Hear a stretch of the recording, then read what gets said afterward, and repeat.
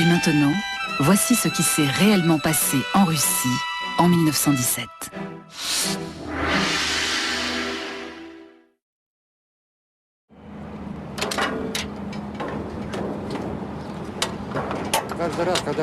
Chaque fois que je tire, mon cœur bat plus vite. Je m'inquiète de ce qui pourrait se passer. Si la ville n'entend pas la détonation, les gens pourraient se faire des idées. C'est pour ça que c'est une responsabilité. On pourrait supposer que je m'y suis habitué en 10 ans. L'habitude, oui. Mais il y a toujours cette inquiétude tout de même, chaque fois.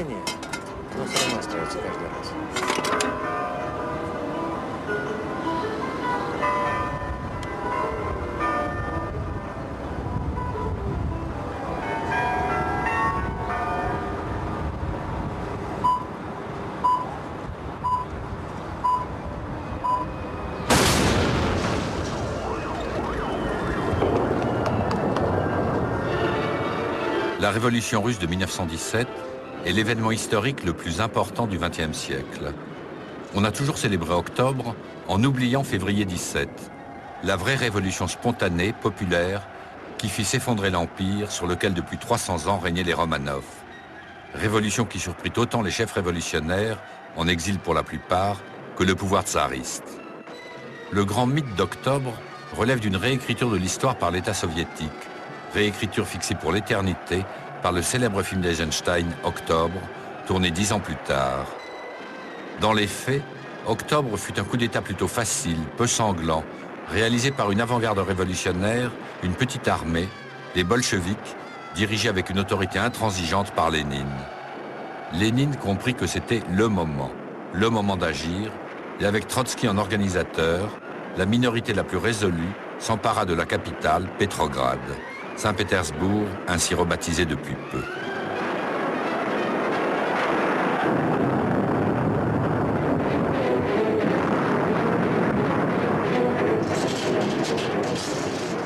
On s'imagine la prise du palais d'hiver comme dans Octobre d'Eisenstein, dans la scène célèbre où les marins se précipitent sur les portes. Rien de tel en réalité. Personne ne s'est battu. 7 gardiens du palais seulement ont trouvé la mort. Il n'y a pas eu non plus d'échange de coups de feu comme dans le film. Et surtout, la principale force d'opposition côté palais était un bataillon de femmes. Mais ce qu'on voit sur l'écran a changé la réalité. C'est devenu plus important que la réalité.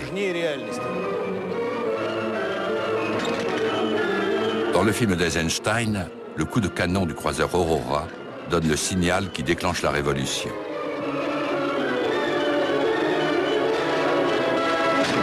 Ce qui est un mythe, c'est le rôle du cuirassé Aurora, par exemple, qui était en position mais qui n'a pas fait grand-chose. C'est pas un coup de canon qui permet de faire triompher ce qu'on appelle la révolution d'octobre. Après 74 ans de socialisme réel et 15 ans après la chute de l'Union soviétique, dans l'intelligentsia russe d'aujourd'hui, il y en a encore beaucoup qui ont en tête le côté positif de la révolution. Par exemple, Sergueï Pérez-Léguine, analyste en géopolitique, estimé des tons de Poutine, et Eliena, sa femme, psychologue de profession. C'est sans doute le principal aboutissement culturel de la révolution. Elle libère l'oiseau du bonheur, qui s'envole si loin qu'à l'époque des répressions staliniennes, elle aura beau essayer de l'attraper, elle n'y arrivera pas. La révolution a préservé la culture, a permis de changer un avenir qui était tout tracé et nous a conduits vers une nouvelle alternative inconnue. Un avenir qui a aussi été terrible et dangereux pour beaucoup de gens. Cette époque a débordé d'innovations en musique, en peinture, pour le théâtre, l'éducation. Et toutes ces innovations, nous les utilisons car nous sommes devenus courageux et nous sommes capables de vivre pleinement. Loin de Saint-Pétersbourg, qui aujourd'hui a retrouvé son nom d'avant 1914, Jana Howlett, historienne anglaise, a une vision plus froide de l'histoire. Il est dans la nature des révolutions de promettre des choses qu'elles peuvent rarement réaliser. Et on doit dire que la révolution a provoqué un immense changement social.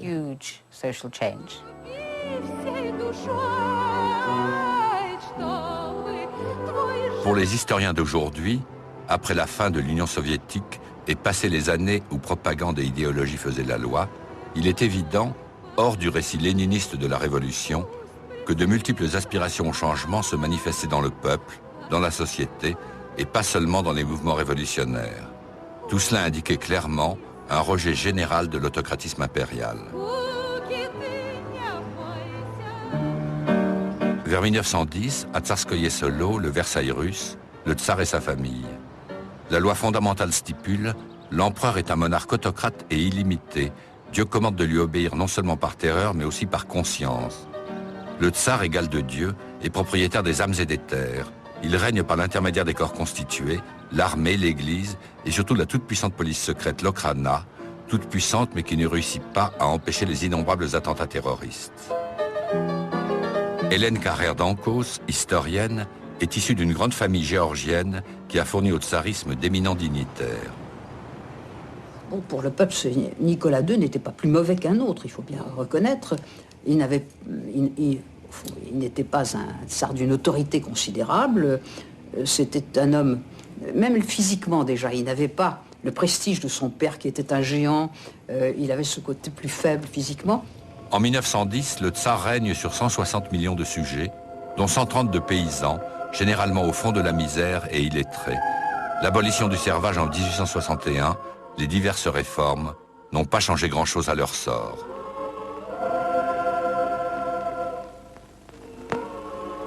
La Russie est le premier producteur et exportateur de céréales au monde, mais le paysan guetté par la famine n'a que 35 ans d'espérance de vie, avec comme seul recours la résignation, la religion, la vodka et parfois des explosions, des révoltes sauvages, brutalement réprimées, comme au temps de Pougatchev.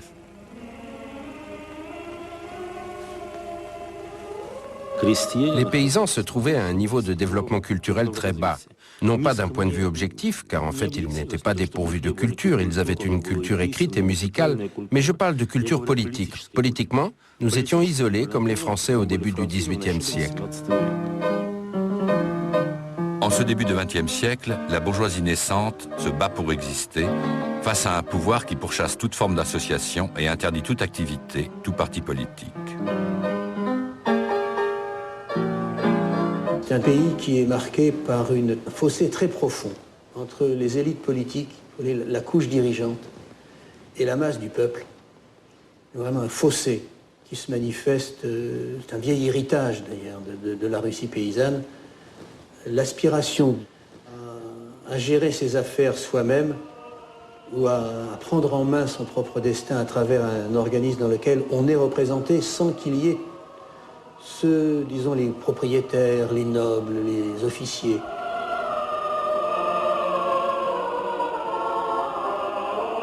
En 1913, à la veille de la guerre, le tsar célèbre en grande pompe le 300e anniversaire de la dynastie des Romanov. Il reste sourd à tous ceux qui lui conseillent des réformes, qu'il s'agisse de son cousin l'empereur d'Allemagne, de hauts dignitaires militaires et civils, ou encore des membres de sa famille. Le jeune Nicolas II, qui était un enfant, il a vu le cadavre déchiqueté en 1881 d'Alexandre II, et il l'a vu de ses yeux. Et il en a conçu une terreur épouvantable et certainement une haine de tout ce qui était extrémiste, mais des sentiments conservateurs. Il adopte la position de son père. Ce sont les réformes qui nous ont coûté ça. Les grands révolutionnaires russes n'étaient pas issus des classes laborieuses, paysans et ouvriers, mais plutôt de l'aristocratie, de la bourgeoisie, de l'intelligentsia contestataire formée dans les universités, créées par le tsarisme.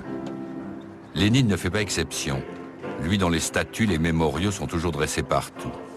Lénine, toujours vénéré et admiré en Russie, même si ça n'est pas par tout le monde, Lénine qui pendant 30 ans n'abandonna pas un instant son idée fixe, faire la révolution. Ni en Russie autour de ses 20 ans, ni relégué en Sibérie, ni exilé en Allemagne, en France, en Angleterre, en Autriche-Hongrie, en Suisse enfin avant le grand retour en 1917. À Pskov, ce petit musée célèbre un moment important dans sa vie de révolutionnaire, peu avant son départ en exil. Lénine, qui a toujours su l'importance fondamentale de la propagande, de la diffusion des idées, fonde, en un moment d'unité des marxistes russes, son premier grand journal, qui sera imprimé à l'étranger et diffusé clandestinement en Russie.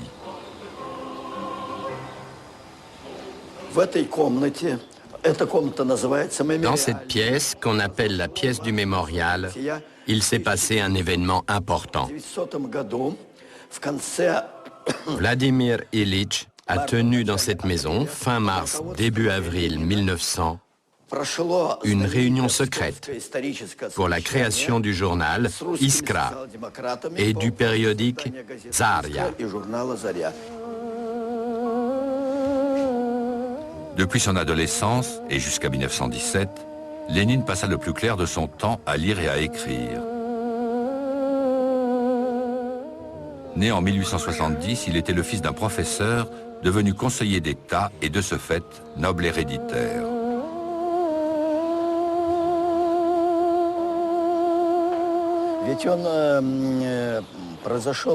Il venait d'une famille noble, pouvait vivre normalement, mais il s'est mis du côté des pauvres, des misérables et des rabaissés. Voilà. Le jeune Vladimir Ulyanov, dans sa province à Kazan, est un étudiant brillant. Double drame en 1886. Son père meurt, son frère aîné est arrêté à Saint-Pétersbourg, il voulait assassiner le tsar. Vladimir est exclu de l'université, assigné à résidence dans le domaine familial. Il y dévore la littérature révolutionnaire, très marquée par le célèbre roman nihiliste de Tchernychevski, Que faire? Ce qui est intéressant dans le cas de Lénine, mais ce n'est pas seulement son cas à lui qui est intéressant. Ce qui est intéressant dans le cas de Lénine, c'est que se croisent dans son action deux éléments différents.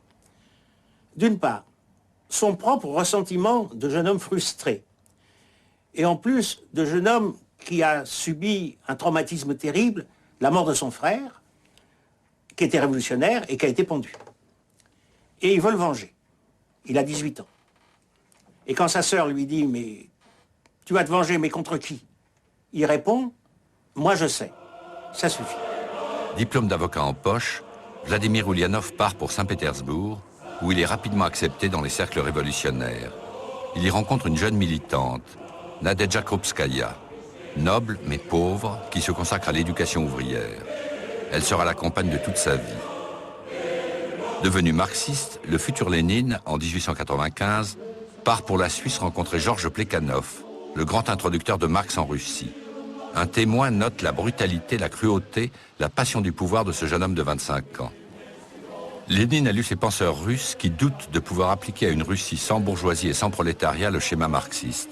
Capitalisme, révolution bourgeoise, prise de conscience du prolétariat et révolution prolétarienne. Pour le moment, Lénine collabore avec Plekhanov et ses amis. Il est un marxiste apparemment orthodoxe. C'est un marxiste, donc qui a une vision du déroulement de l'histoire et qui voit les événements toujours en fonction de ce déroulement de l'histoire. Par exemple, quand il y a une famine, dans les années 1890 ou quelque chose comme ça, je ne me rappelle plus la date exacte, eh bien il dit, la famine, finalement, c'est bien, parce que ça va chasser les paysans des villes, donc il y aura une classe ouvrière, donc la classe ouvrière, ce sera le nouveau groupe social qui fera la révolution. Donc voilà l'aspect positif, n'est-ce pas, d'une famine. En 1902, Lénine publie Que faire, manifeste du marxisme-léninisme. Pour lui, la classe ouvrière est incapable d'accéder à la conscience politique si elle n'est pas guidée par une élite de révolutionnaires professionnels. Thèse inacceptable pour les marxistes orthodoxes, d'où scission du Parti social-démocrate, d'un côté les orthodoxes mencheviks, de l'autre les bolcheviks de Lénine. Plekhanov, qui était un bon marxiste classique, et Kautsky, qui était aussi un bon marxiste classique, considéraient Lénine comme étant, je ne sais pas, soit un idiot, soit un fou. Mais en tout cas, ils comprenaient parfaitement que ce qu'il faisait était très éloigné de ce que l'on considérait comme étant le marxisme. On remarque au passage que le parti de Lénine, dès le départ, était radicalement différent. Dans leur pire cauchemar, les sociodémocrates de la vieille Europe n'auraient pas imaginé un comportement comme celui de Lénine au sein du parti, car des principes comme les siens auraient condamné le parti à perdre n'importe quelle élection. Lénine avait dit dès le départ qu'il n'était possible d'accéder au pouvoir que par la révolution. « 1904, le tsar, sûr de la victoire, déclare la guerre au Japon, qui va lui infliger défaite sur défaite jusqu'à une paix humiliante. 1905, c'est l'année de la révolution avortée, matée par la répression. Après une grève à Saint-Pétersbourg, une foule suppliante et pacifique veut remettre à son tsar bien-aimé une pétition appelant à des réformes. Nicolas II refuse de les recevoir et fait tirer sur la manifestation. On ramasse des centaines de cadavres. C'est le dimanche sanglant, le dimanche rouge du 9 janvier. La manifestation était menée par le pope Gapone, à la fois sincère défenseur du peuple et agent de l'Okhrana, la police secrète. Gapone va crier « Il n'y a plus de Dieu ni de tsar ». Dans l'agitation révolutionnaire des mois suivants, se crée le premier soviet. L'État ne sait répondre que par la violence. Image symbolique, cette célèbre scène des escaliers d'Odessa dans le cuirassé Potemkin.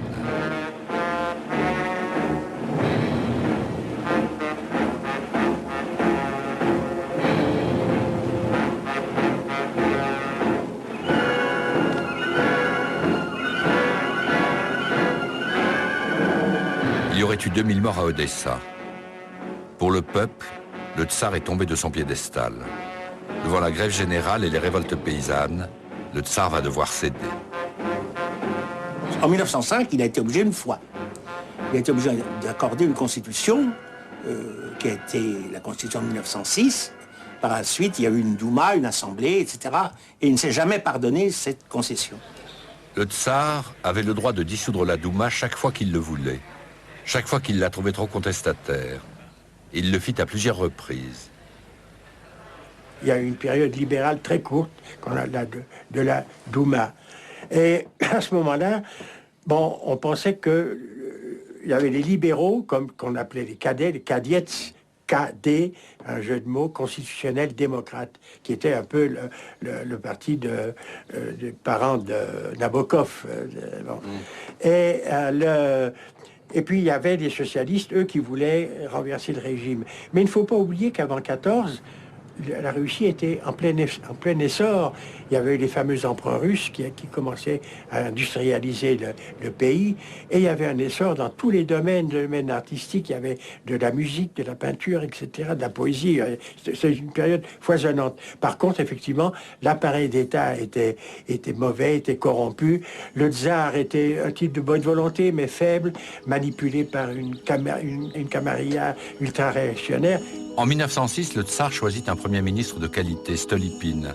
À la fois homme à poigne, il y eut des milliers de condamnations à mort entre 1906 et 1909, et homme de réforme, qui voulait transformer les paysans en petits propriétaires pour désamorcer des velléités de révolution.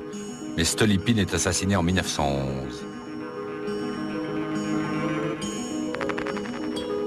En ces années d'avant 1914, tout le monde en Russie voit venir un grand bouleversement dont 1905 a été le signe annonciateur, mais sans imaginer si c'est très proche ou très lointain. Le délabrement du régime est trop évident, la montée des mécontentements des oppositions trop visible. Mais en face, il y a les progrès du pays en train de rattraper son arriération et surtout la puissance de l'ordre militaire et policier.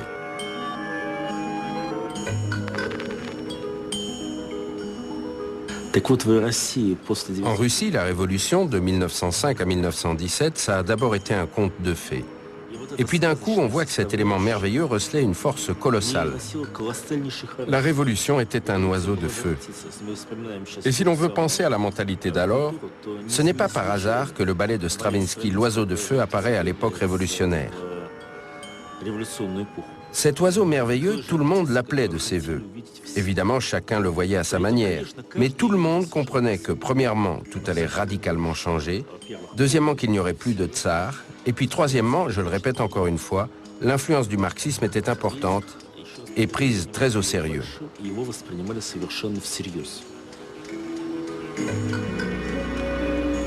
Mieux parfois qu'un historien, un poète peut saisir l'atmosphère d'un lieu et d'une époque.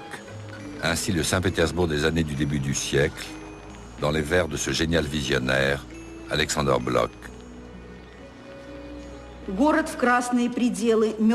Face à l'horizon rougissant, une ville blême agonise. Le ciel immerge dans le sang son grand corps, fait de pierres grises. Tout est noyé dans le couchant, les vitres et les murs d'usine. La mèche de cheveux mutine, un vieux manteau, rouge et luisant.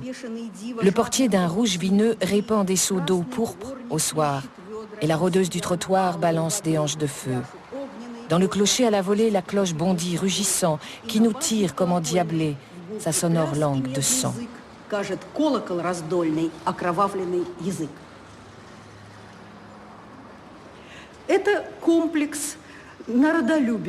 C'est le complexe de l'amour du peuple développé par l'élite intellectuelle russe. C'est le complexe de culpabilité de l'intellectuel, ou plutôt de la couche sociale privilégiée qui a accès à tout. L'éducation, le divertissement, la nourriture à foison, etc. Contrairement à cette énorme masse de population russe, qui se chiffre en millions, et qui n'avait tout simplement pas accès à tout cela. En comparaison avec les pays européens développés, la quantité de gens qui recevaient une éducation et qui savaient lire était étonnamment faible, vraiment.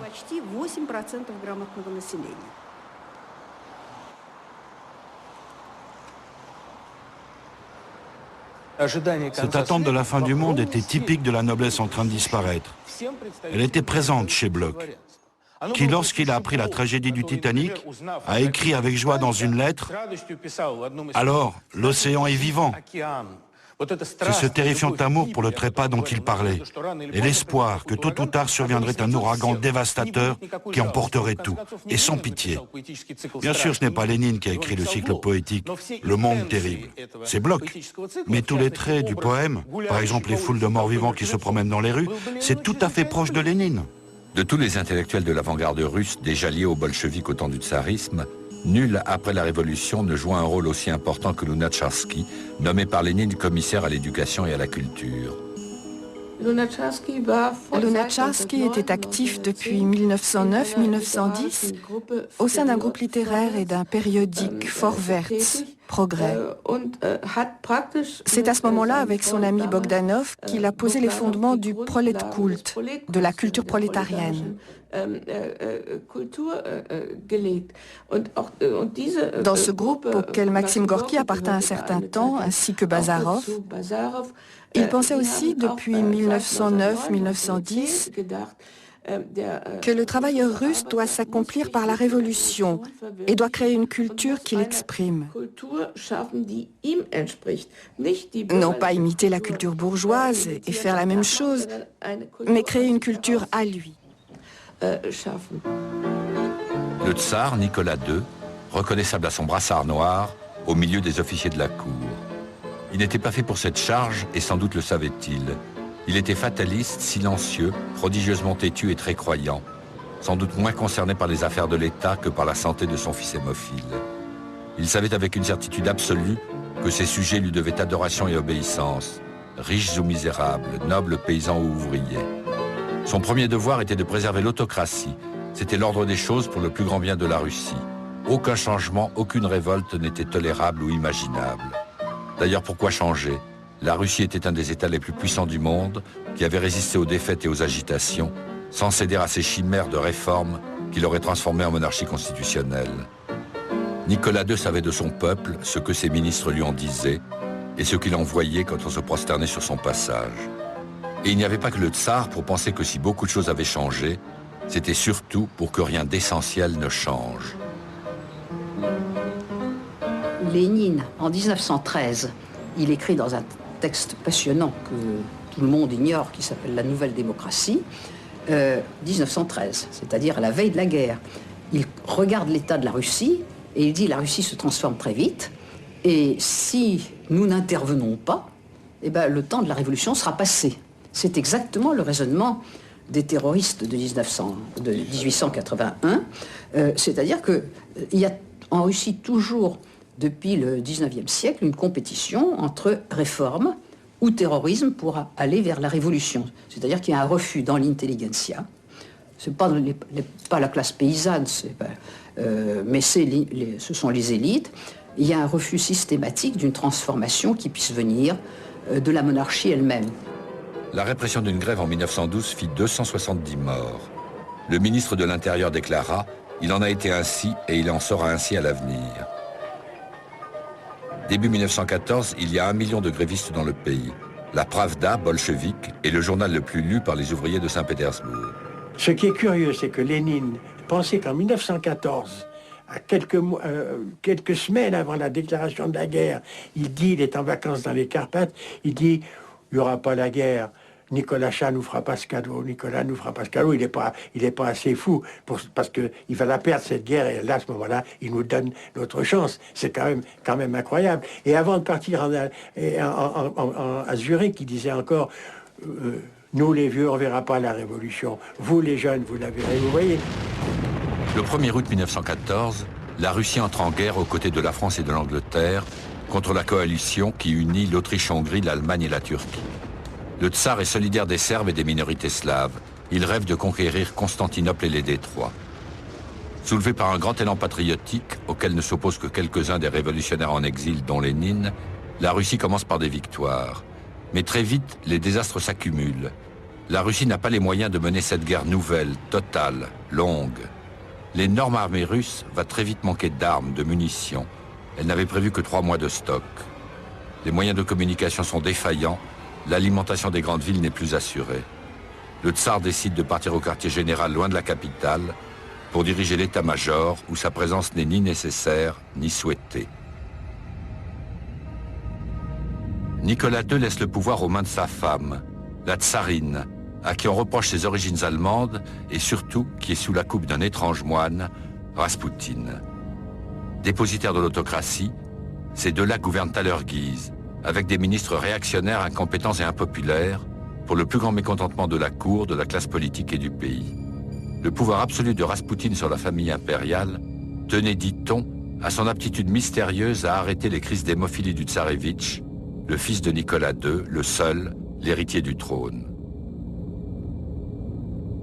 Des complots s'amorcent, qui visent à l'éviction du tsar et son remplacement soit par le tsarévitch avec un conseil de régence, soit par un autre membre de la famille impériale. Tout cela, principalement pour faire disparaître Raspoutine, accusé, entre autres, de sympathie pro-allemande. Ces avertissements sur la guerre étaient... Il avait 2 types d'avertissements. La guerre est dangereuse, et le second type d'avertissement, c'est si je suis assassiné, si c'est une personne ordinaire qui m'assassine, la famille impériale n'en pâtira pas, mais si c'est un membre de la famille impériale, quelqu'un qui touche la famille impériale, toute la dynastie sera à jamais éliminée et mourra d'une façon tragique. En décembre 1916, Raspoutine est assassiné par le prince Yusupov, apparenté à la famille impériale, avec l'aide du grand-duc Dimitri, neveu du tsar. Hiver 1916, le 3e de cette interminable guerre. Au front comme à l'arrière, la Russie n'en peut plus. 16 millions d'hommes, 16 millions de paysans soldats ont été jetés dans la bataille. On ne compte plus les tués, les blessés et les prisonniers par milliers, mais par centaines de mille. Il n'y a plus assez d'officiers de réserve pour remplacer les disparus. Les bénédictions des popes ne remplacent pas les armes et les munitions, que ni les usines russes ni l'aide des alliés, bien faibles, n'arrivent à fournir. Des divisions entières sont anéanties par les bombardements allemands sans avoir un obus pour répliquer. On charge à la baïonnette contre les mitrailleuses. À l'arrière, les usines travaillent à 80% pour l'armée. Les paysans sont à la guerre et les récoltes réduites n'arrivent plus dans les villes faute de transport. C'est la pénurie de tout, la hausse des prix, les grèves, la répression, seule activité où l'État excelle encore. Quant au moral de l'armée, les agitateurs révolutionnaires et les provocateurs allemands s'occupent de ce qui en reste. En 1917, le front russe a été frappé par une maladie qu'on a appelée fraternisation. On n'avait jamais vu ça sur le front ouest. Le contre-espionnage allemand tentait de démoraliser les soldats des premières lignes de l'armée russe. Les officiers du contre-espionnage étaient envoyés pour fraterniser. Ils endossaient l'uniforme des soldats autrichiens et allemands, et si l'effectif du contre-espionnage n'y suffisait pas, on utilisait de vrais officiers, parmi les plus jeunes. Ils allaient au front avec des cadeaux. Dans les instructions de ces agents allemands, on indiquait qu'il fallait se munir de schnapps et de saucissons. Et quand ils arrivaient au front, ils disaient aux soldats russes « Ivan, viens voir, buvons ensemble, parlons de la vie qui nous attend ». Les soldats quittaient les tranchées pour fraterniser, boire un coup, manger un morceau. La vie dans les tranchées leur était insupportable. Ils fraternisaient. La première question que les agents allemands posaient aux soldats russes était « Ivan, tu vas le supporter longtemps, ton tsar Nikolashka ?» La guerre est en train de réussir là où tous les révolutionnaires avaient échoué. On peut lire dans un rapport de police de janvier 17, « Le prolétariat est au bord du désespoir, la plus petite explosion peut conduire à des émeutes incontrôlables avec des dizaines de milliers de victimes. Imaginez que vous roulez en montagne, sur une route sinueuse, avec des tournants serrés, une route mouillée. Dans la voiture est assis un proche, votre mère ou vos enfants. Et soudain, en passant un virage serré, vous comprenez que le chauffeur est fou. Qu'est-ce qu'il faut faire?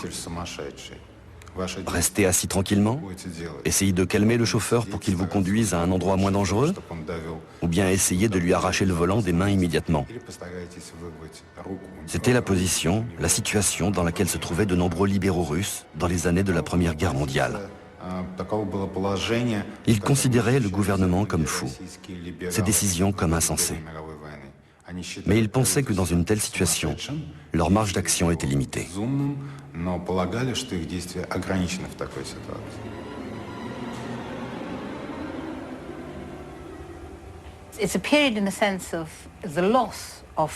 C'est une période où une grande partie de la population a perdu la foi dans le destin de la Russie comme pays élu de Dieu.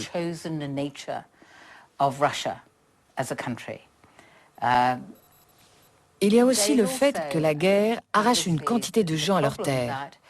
En plus, elle leur procure des armes. Mais elle ne fait pas que leur donner des armes. Elle leur apprend comment s'en servir. Je pense que presque tout le monde serait d'accord pour dire que sans la guerre, la révolution n'aurait pas eu lieu. En décembre 1916, la poétesse russe Zénaïda Hippius écrivait « Nous sommes coupés du front par l'effrayante impuissance du chaos de l'arrière. Il est trop tôt pour la révolution, trop tard pour les réformes, pas d'issue. Si nous ne faisons rien, quelque chose se fera de soi-même et sa face est obscure. »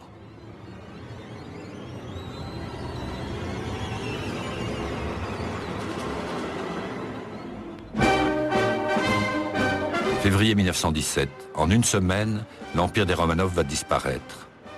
Le 23 février, journée internationale des femmes, il n'y a plus de farine, les boulangeries sont vides, les ménagères manifestent, suivis de milliers d'ouvriers en grève ou en chômage technique. Les jours suivants, c'est la grève générale. 150 000 personnes sont dans la rue, sans grosse réaction des forces de l'ordre. Une émeute ordinaire, pensent les autorités, et comme le dit alors un chef bolchevique, donnez aux ouvriers une livre de pain et la grève s'arrêtera. Le tsar du quartier général ordonne de rétablir l'ordre par la force. Armée et police vont tirer, et le 26 février, il y a 150 morts. Dans la nuit, les soldats se révoltent. Le 27 au matin, ils tirent sur leurs officiers et rejoignent ce qui devient une révolution. Soldats et peuples à qui on a distribué les 100 000 fusils de l'arsenal s'emparent de la ville. Petrograd est rouge. Rouge par les brassards, les rubans, les drapeaux. Rouge dans un mélange d'allégresse et de violence. Il y aura 1500 morts.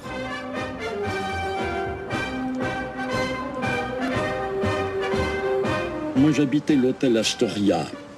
Je ne sais plus de laquelle des journées révolutionnaires.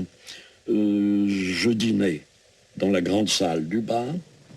Et puis, à un certain moment, on a entendu dans le lointain un grondement tout à fait inusité. Un grondement très vague, mais fort en même temps, qui semblait s'approcher, peut-être était-ce une illusion. Eh bien, c'était le grondement de la Révolution. C'était la musique de la Révolution, aurait dit Alexandre Bloch. Quand dans une société, durant une longue période, il n'y a plus aucun contact entre le pouvoir et la couche sociale intellectuelle, surtout quand le pouvoir, par le biais de ses idéaux, se sépare de tous les talents, parce que le talent est suspect, quand le pouvoir s'enferme ainsi dans un cocon, en se mettant à l'écart de toutes les influences extérieures et en croyant sincèrement qu'il diffuse des vérités divines, alors il s'accumule dans la société une quantité effrayante d'énergie indépendante et négative. Cette énergie négative augmentait comme dans un réacteur nucléaire. C'était bouillant, sous pression. Et finalement, ça a fait sauter le couvercle, comme ça s'est produit plus tard à Tchernobyl. Quand la même situation dans l'Union soviétique a conduit à ce que vous savez, le couvercle du réacteur a sauté, à 30 mètres de haut. Le socialiste Kerensky va émerger comme l'homme fort de cette révolution de février, dont les politiques comme lui s'étaient méfiés au début, faute d'en avoir été les initiateurs. Les grands leaders des partis révolutionnaires étaient alors tous en exil. Kerensky, membre de la Douma, fut un des fondateurs du Soviet, cette assemblée qui représente directement le peuple sur le modèle du Soviet de 1905. Comment s'est organisé le Soviet de Pétrograd? Le pouvoir s'est créé à partir de rien. De rien. En un jour, se sont réunis dans le palais de Tauride quelques dizaines d'intellectuels radicaux, qui se connaissaient entre eux pour la plupart. Ils ont mis en place leurs députés, Kerensky en premier lieu. Ils ont discuté, obtenu des locaux, et se sont adressés aux travailleurs. Les gars, choisissez vos députés. Voilà comment est né le Soviet de Pétrograd et le nouveau pouvoir. La Russie vient de se donner deux pouvoirs parallèles. Le gouvernement issu de la Douma, qui représente toute la Russie, et le Soviet de Pétrograd, beaucoup plus radical, mené par des militants révolutionnaires, et où soldats et ouvriers donnent de la voix. Le seul membre soviétique à faire partie du gouvernement, en attendant de le diriger, est le très éloquent et très populaire Kerensky.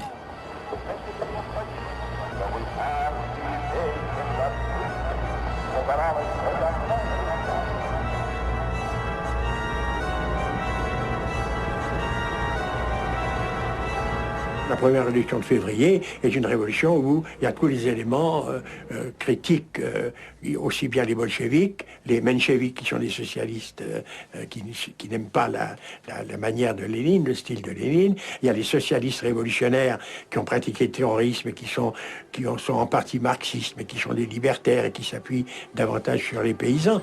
Le gouvernement provisoire a tout de suite proclamé sa volonté de continuer la guerre, de respecter les accords avec ses alliés. Il est immédiatement reconnu comme légitime, en premier par les États-Unis et leur ambassadeur. Le gouvernement du tsar a totalement disparu, ses membres sont en fuite ou arrêtés. Le peuple est tout à sa joie de voir disparaître le despotisme, et dans un désordre extraordinaire de liberté, s'exprime, dit et écrit ses désirs pour des réformes radicales dans tous les domaines. Droit du travail, droit à la dignité des personnes, contrôle d'ouvriers dans les usines, liberté de la presse, tout ce qu'il n'a jamais eu. On dit que Lénine, à Zurich, s'intéressait alors vivement à la possibilité d'une révolution en Suisse. C'est en lisant les journaux que, stupéfait et avec quelques jours de retard, il découvre ce qui se passe en Russie. À Pétrograd, on abat les emblèmes tsaristes. Mais tout le monde est inquiet, attend la réaction du tsar. Au quartier général, à 700 km de Pétrograd, Nicolas II ne savait rien vraiment de ce qui se passait. Les nouvelles lui arrivaient, contradictoires, rassurantes ou inquiétantes. Il les lisait distraitement, inconscient de la gravité des événements. Le 27, il a décidé de partir pour la capitale sans savoir que la ville était passée entièrement aux mains des révolutionnaires.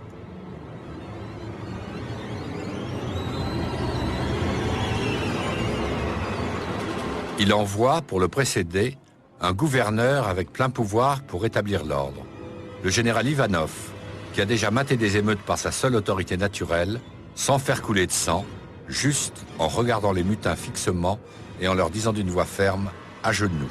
Le général Ivanov va aller vers Pétrograd et en allant vers Pétrograd, il croise un train de soldats qui arrivaient de la capitale et qui étaient mutinés. Et le général Ivanov, courageusement, va dans le train des mutinés où il apprend que ce qui s'est passé à Pétrograd, c'est beaucoup plus grave que ce qu'on croyait. Et comme il n'a qu'une seule stratégie dans sa tête, il dit à tous les soldats « à genoux ». Évidemment, tout le monde rigole et personne se met à genoux. Et il dit « à genoux ». Et alors, à ce moment-là, le mécanicien qui a compris de quoi il se passait, ce qui se passait exactement, met sa locomotive en marche et emmène le général dans l'autre direction, qui continue à crier à genoux, et il ne s'est rien passé. Le train du tsar, lui, n'arrivera jamais à Pétrograd.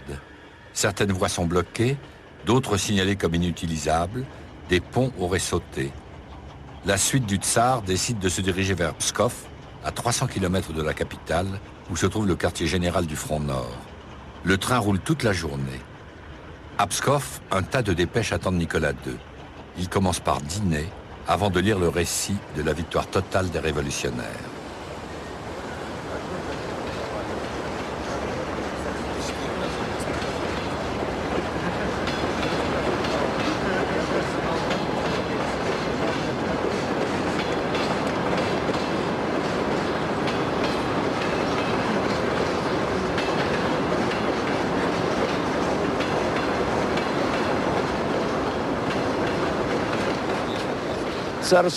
Comment ça se passait, le Tsarsky?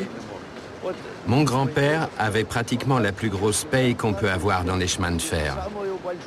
50 roubles par mois. Pourquoi? Parce que c'est lui qui se trouvait dans le Tsarsky, le train qui transportait le fameux tsar. Les autres conducteurs recevaient moins. Les travailleurs ne touchaient que 15 roubles par mois.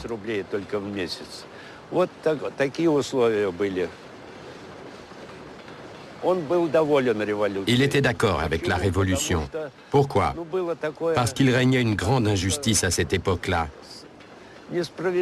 On faisait ce que l'on voulait du peuple. Il n'existait pas de loi proprement dite comme on en a eu après la Révolution. Après, c'est devenu plus facile pour lui. Il travaillait encore, même après la Révolution, mais beaucoup moins.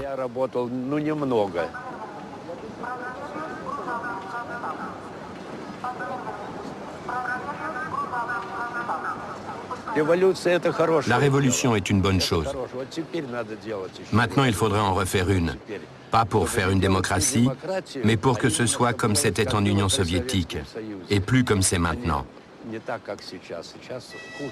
Maintenant, c'est pire. C'est plus dur. Pour moi, en tout cas, c'est peut-être l'âge. Les jeunes ne le sentent pas, d'accord. Mais nous, les vieux, on sait que c'est pire.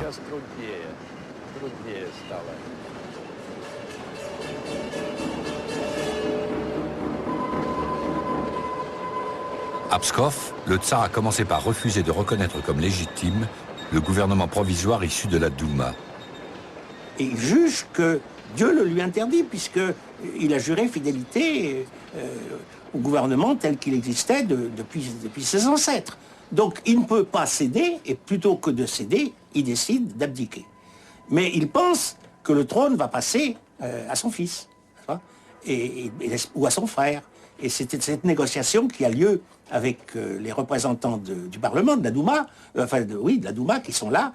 Et là, d'une certaine façon, ces parlementaires qui sont des grands bourgeois hostiles à une vraie révolution, mais d'accord avec la passation du trône d'un personnage à un autre, puisque Nicolas II est discrédité, ils espèrent que l'héritier va prendre le pouvoir. Mais quand ils arrivent dans la capitale avec cette lettre qui témoigne de son abdication et qu'il donne la succession à son frère ou à son fils, c'est selon, n'est-ce pas? Tout le monde s'insurge et a lieu le fameux proverbe russe, radis blanc égale radis noir, c'est la même chose, on ne veut plus de souverain, on veut la République. Et c'est ainsi que finalement le tsar va être arrêté et ensuite enfermé dans son palais. L'état-major, la plupart des chefs militaires, ont poussé fermement Nicolas II à l'abdication, car ils avaient perdu toute confiance en lui. Peut-on pour autant parler d'un complot? Il s'agit d'une conspiration, aucun doute sur la question. Le tsar est invité à discuter la situation sur le front et à l'intérieur du pays. Et là, les aiguillages ne fonctionnent pas. Son train n'est envoyé vers aucune armée en fonction où il aurait pu trouver de l'appui. Il reste dans le district militaire de Mogiliev où il n'y a personne à part les officiers et les troupes sous leur commandement direct. On lui parle, il demande l'autorisation de s'adresser au commandant des fronts, mais il n'est pas autorisé à le faire en personne. Il envoie un télégramme.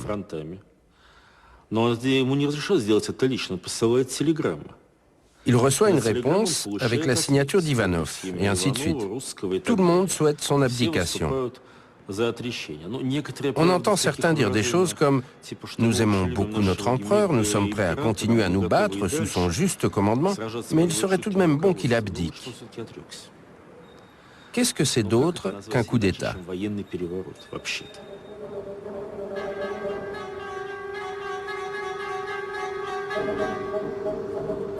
Les Russes, les habitants de Pétrograd surtout, se sentent totalement libres.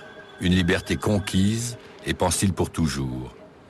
L'abdication de Nicolas II, celle du successeur qu'il s'est donné, son frère Michel, ont mis un terme définitif à l'histoire des Romanov. Les prisons se sont vidées pêle-mêle des politiques et des droits communs.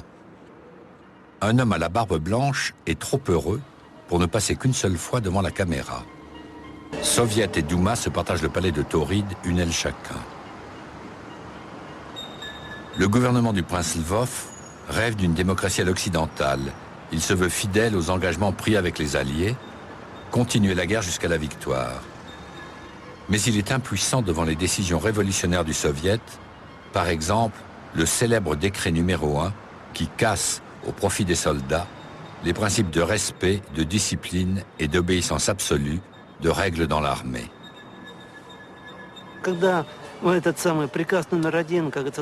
le décret numéro 1 a supprimé les différences entre les officiers et les soldats, a eu lieu ce que l'on appelle un relâchement général de la discipline.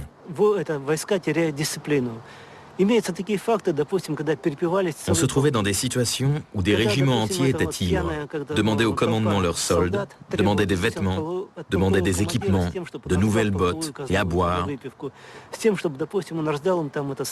Ils demandaient aussi que l'artillerie ne tire pas sur les tranchées ennemies, pour que les Allemands ne les attaquent pas en retour. En d'autres termes, c'était n'importe quoi. La même chose se produisait sur le front Est, par exemple dans l'armée française. Mais pour le commandement français, c'était très simple. Ceux qui ne respectaient pas la discipline étaient fusillés, point. Alors que chez nous, l'exécution d'un soldat qui ne respectait pas l'autorité était suivie d'une rébellion des comités de soldats. Le décret numéro 1 donnait aux soviets une autorité complète sur l'armée, en particulier sur les régiments stationnés à Petrograd, à qui on avait promis que, en échange des services rendus pendant la Révolution, ils ne seraient jamais envoyés au front. Promesse qui, plus tard, joua un rôle important. Au front, les hommes ne pensaient plus qu'à rentrer chez eux, à retrouver leur famille, leur terre. Il y a eu plusieurs millions de déserteurs, et le slogan « La paix, la terre » constituait la plus efficace arme de propagande et de recrutement des bolcheviks.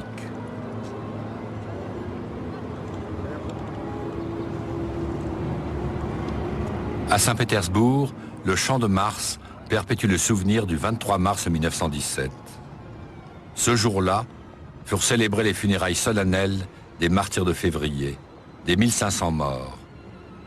Il n'y avait pas un seul pope, c'était le premier enterrement civil de l'histoire de la Russie.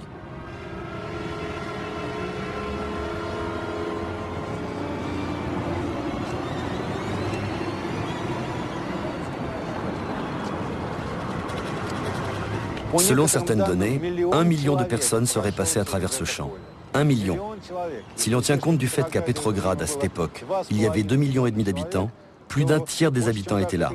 Mais si l'on compte ceux qui, d'une façon ou d'une autre, participaient à cette marche, mais qui n'ont jamais rejoint le Champ de Mars, il apparaît alors clairement que la majorité des citoyens y a participé.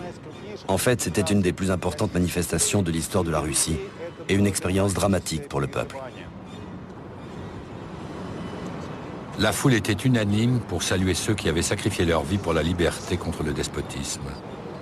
Mais ce moment d'émotion partagée masquait des divergences insurmontables entre partisans de la guerre pour arrêter la révolution et partisans de la paix à tout prix, voire de la défaite pour hâter la révolution.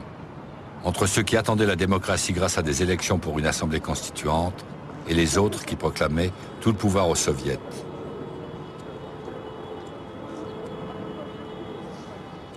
Bientôt, quelqu'un aura la volonté et la force d'effacer ces contradictions, ce désordre, cette anarchie.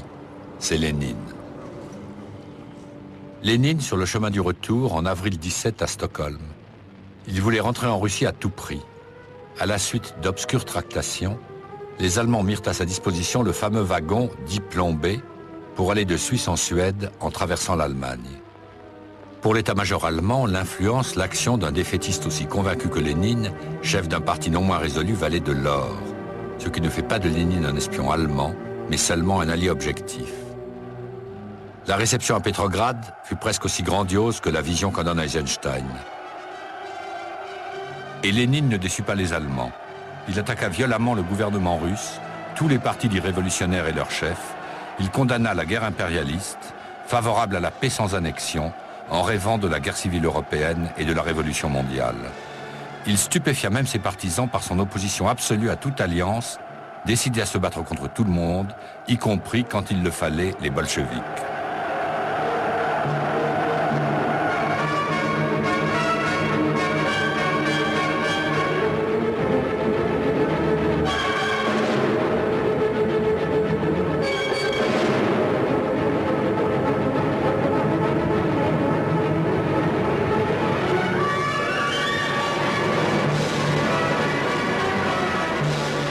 il est vrai que Lénine est souvent minoritaire dans son propre parti, ou du moins au bureau de son propre parti, et que dès avril, quand il arrive, eh bien, il stigmatise ceux qui avaient jugé qu'il fallait participer, pas au gouvernement de Kerensky, mais au moins le soutenir politiquement. Et ceux-là, c'est-à-dire à l'époque Kamenev, même Staline, à cette époque, qui ne joue pas un rôle très important, mais qui existe quand même dans le bureau, eh bien ceux-là jugent que Lénine exagère, il va trop loin, n'est-ce pas? Or, c'est Lénine qui sent mieux l'exaspération populaire qui exige une révolution totale qui ira jusqu'à l'armistice et la paix séparée s'il le faut. Bon. Donc, comme il voit clair, même s'il est minoritaire, peu à peu, on se rapporte à lui. Le gouvernement a confirmé secrètement aux Alliés sa volonté de continuer la guerre. Très vite, le secret s'évente et Petrograd descend une fois de plus dans la rue. Au mot d'ordre bolchevique, des missions de gouvernement, tout le pouvoir aux soviets, répondent des Lénine espions allemands. La ville, le pays sont au bord de la guerre civile. Tensions entre patrons et ouvriers, occupation de terres, revendications nationalistes des peuples non russes, tout cela se multiplie. Les partis socialistes membres du Soviet rentrent au gouvernement, mais pas les bolcheviks, qui deviennent le seul parti d'opposition intransigeant sur ces mots d'ordre du pain, la terre, la paix, et donc de plus en plus populaire.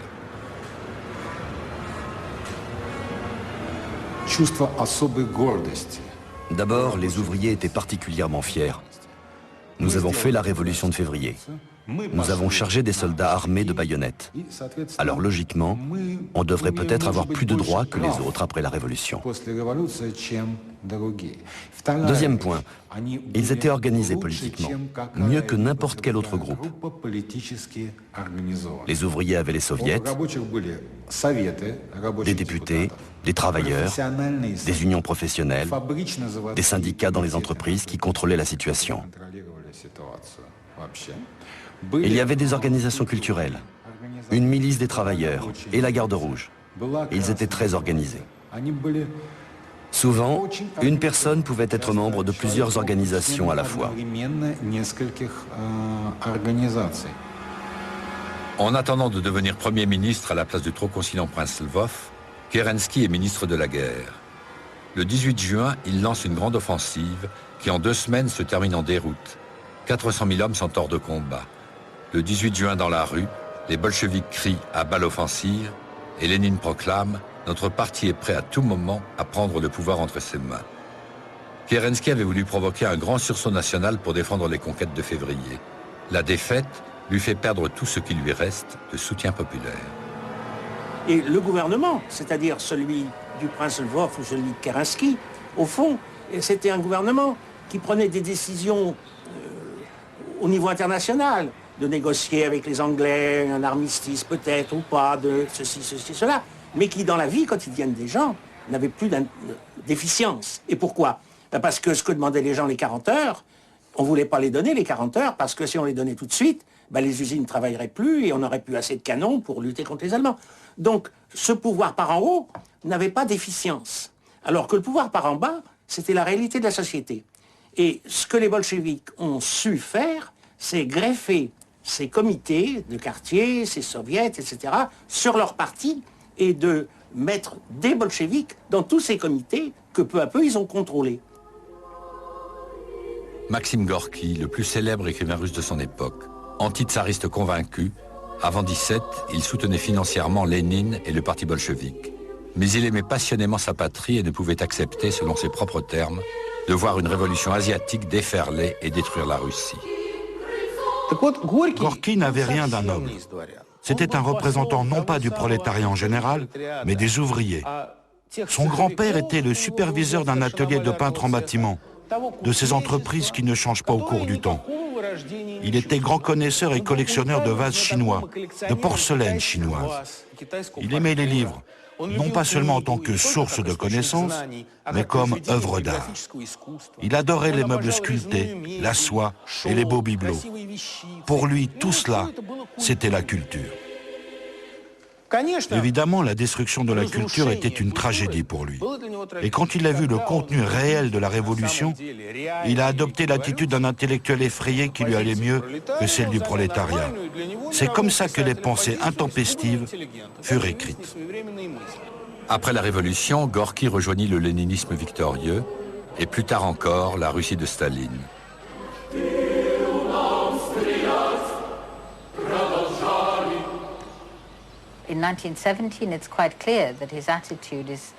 En 1917, il est clair que son attitude n'est même pas ambivalente. Elle est extrêmement anti-bolchevique, parce qu'il considère qu'ils sont un culte et ne comprennent pas du tout ce dont la Russie a besoin, parce qu'en fait, il les considère comme des étrangers. Il s'étend sur le fait qu'ils étaient tous à l'étranger. Ils n'étaient ni à Moscou, ni à Saint-Pétersbourg, et ils n'arrivent qu'après. Par exemple, quand il parle de la manifestation du 18 juin, il dit « C'est la manifestation de l'impuissance des éléments loyaux. Seuls les bolcheviks ont manifesté. Je commence à les mépriser et à les détester. Quelle bande d'authentiques crétins russes. » La majorité de leurs banderoles appelait à la démission des 10 ministres bourgeois, alors qu'il n'y en avait que 8.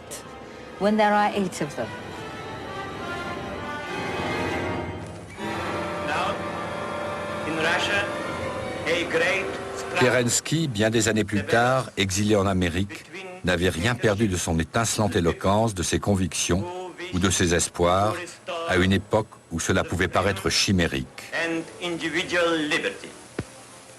I am no prophet, but I know Russia, and I am sure that the democracy will win before long. Il était socialiste, mais pas marxiste. Il fut un des acteurs principaux de cette révolution de février. Il était meilleur révolutionnaire qu'homme d'État, plus doué pour la parole que pour l'action.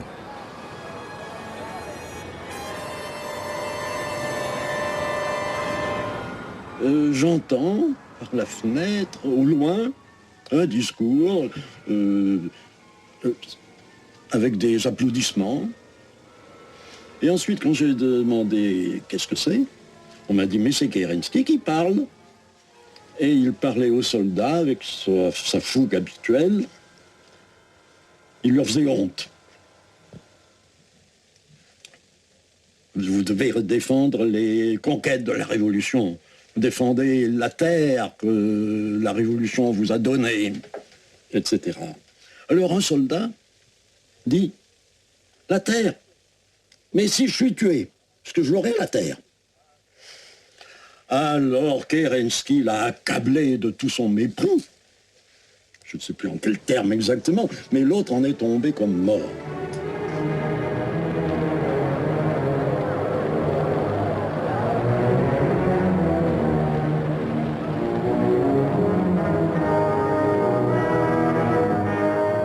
Juillet 1917, une tension extrême et Pétrograd toujours dans la rue. Le gouvernement veut envoyer au front les régiments stationnés dans la ville, comme par hasard ceux qui sont les plus proches des bolcheviks. Colère des soldats et des ouvriers, bientôt rejoints par les marins de Kronstadt. Plus impatients que leur leader, plus impatients que Lénine, pour une fois indécis, ils veulent tout de suite les pouvoirs aux soviets. Le gouvernement fait tirer sur la foule. Scène reconstituée par Eisenstein d'après des photographies d'époque.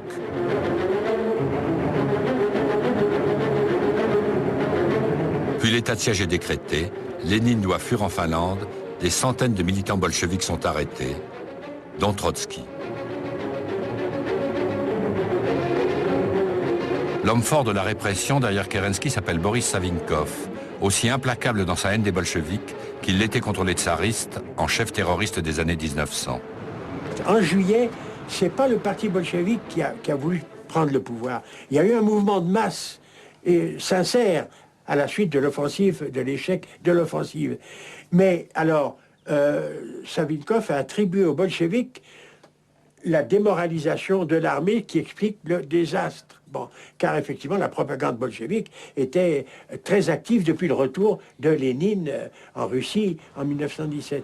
Et alors, Savinkov aurait voulu une répression très très forte contre, mais Kerensky avait ce côté, les bolcheviks quand même, bon, c'est des camarades qui luttaient avec nous contre le tsar.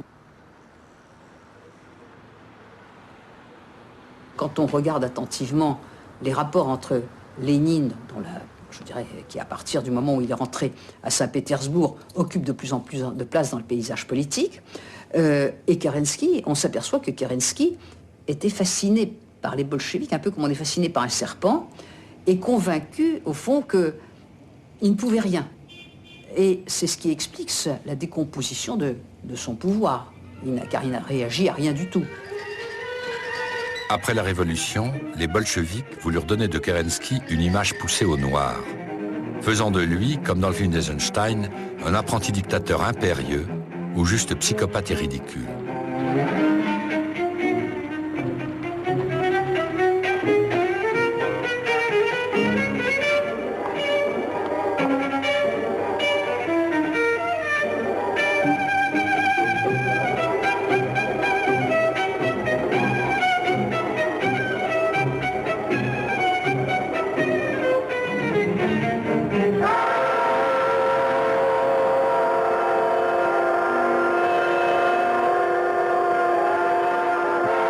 Faut-il croire Kerensky quand il dit sans le putsch de Kornilov, il n'y aurait jamais eu Lénine.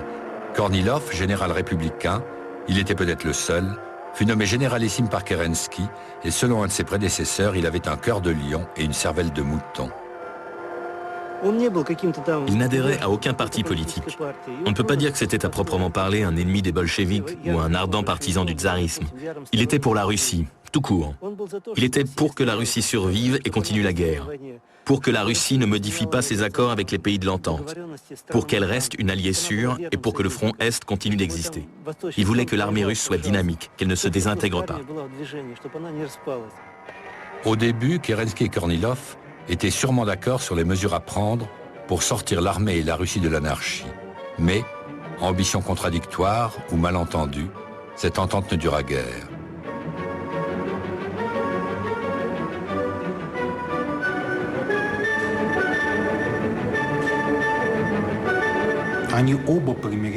Kerensky et Kornilov voulaient tous deux chausser les bottes de Bonaparte. Ils étaient conscients de ce qu'ils faisaient. Rappelez-vous la scène où les deux Bonaparte s'observent mutuellement et pratiquement s'entrechoquent front contre front. Ils ne se faisaient pas confiance, dès le départ. Kornilov se croit toujours en accord avec Kerensky, chef du gouvernement légal. Il a l'appui des forces de droite et du centre et croit qu'il va sauver la Russie. Mais Kerensky fait volte-face, démet Kornilov, bloque les troupes que le général envoie pour rétablir l'ordre dans la capitale. Kerensky a été retourné au dernier moment, était paniqué à l'idée que Kornilov, une fois maître de la ville, instaurerait sa dictature personnelle. Et ça, Kerensky, que Savinkov surnommait la danseuse, il a capitulé. Et alors, quand les troupes de la division sauvage approchaient de Petrograd, au lieu de les accueillir, Kerensky les a dénoncés. Mais Kerensky a commis une erreur tragique. Pour triompher de Kornilov, il a dû demander de l'aide à toutes les forces révolutionnaires et donc aux bolcheviks, qui reviennent ainsi en force sur la scène politique après leur élimination en juillet. Octobre n'est plus très loin. Soit le camarade Kerensky travaillait pour nous, et son rôle était de transmettre le pouvoir, et dans ce cas, son comportement devient totalement compréhensible, soit nous devons admettre qu'après l'avancée de la révolution de février, est arrivé au pouvoir un homme dont les capacités intellectuelles, je ne saurais même pas à quoi les comparer. Disons qu'elle ferait passer George W. Bush pour un génie. Lénine revient clandestinement de Finlande quelques jours après avoir écrit au comité central « Les bolcheviks peuvent et doivent prendre le pouvoir ». Il martèle le message. Si nous ne le prenons pas maintenant, l'histoire ne nous le pardonnera pas. Il sait le gouvernement de Kerensky discrédité, les Allemands aux portes de Petrograd, et ce n'est pas la préparation d'une assemblée constituante qui va redonner espoir à cette Russie agonisante. En février 17, vous aviez 1 million de déserteurs. En août 17, vous en avez déjà 2 millions.